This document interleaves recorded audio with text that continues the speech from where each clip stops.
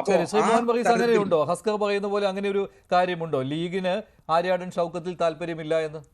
ലീഗിൻ്റെ ഒരു മനഃശാസ്ത്രം എന്ന് പറയുന്നത് UDF സംവിധാനത്തെ ഉറപ്പിച്ച് നിർത്തുന്ന വലിയ ഒരു ഘടകമാണ്, ചലകശക്തിയാണ് ലീഗ്. ഒരു ക്രൈസിസ് മാനേജ്മെൻറ്റ് റോളാണ് പലപ്പോഴും ലീഗ് എടുക്കുന്നത്.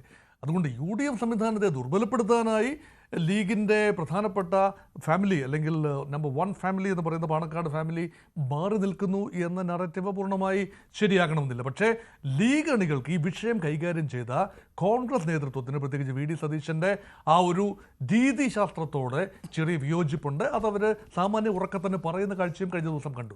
അതുകൊണ്ട് ലീഗ് ഒരു ഫാക്ടറാണ്.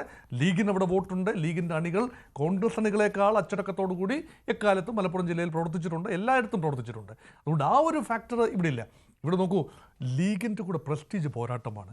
2 പ്രാവശ്യം തുടർച്ചയായി പ്രതിപക്ഷത്തിരിക്കേണ്ടി വരുന്ന ലീഗിന്, ഇന്ത്യൻ യൂണിയൻ മുസ്ലിം ലീഗിന് അതൊന്നും പരിചിതമായ കാര്യങ്ങളല്ല.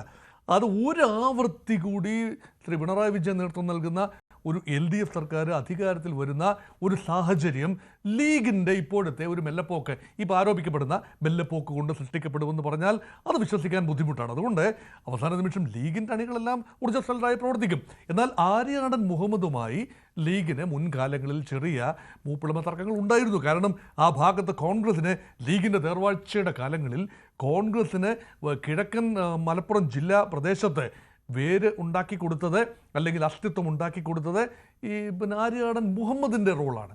ഇവിടെ ആര്യാടൻ ഷൗക്കത്തിനോട് ചില മുസ്ലിം സംഘടനകൾക്ക് വിയോജിപ്പുണ്ട്. പ്രാദേശികമായ ചില വിയോജിപ്പുകളാണ്, ചില നിലപാടുകൾ. ഇപ്പോൾ ഈ VV പ്രകാശിൻ്റെ കാര്യത്തിൽ ഉൾപ്പെടെ VV പ്രകാശിൻ്റെ ഫാമിലി വലിയ രീതിയിൽ ഊഷ്മളമായ സ്വീകരണം ഒന്നും കോൺഗ്രസിന് നൽകുന്നില്ല എന്നതും പരസ്യമായ രഹസ്യമാണ്. അതുകൊണ്ട് ഇവിടെ അസംതൃപ്തരുടെ ഒരു ചെറിയ നിര തന്നെ ഉണ്ട് കോൺഗ്രസിനുള്ളിൽ. ആദ്യ എക്കാലത്തും ഉണ്ടായിരുന്നു, ഇപ്പോഴുമുണ്ട്.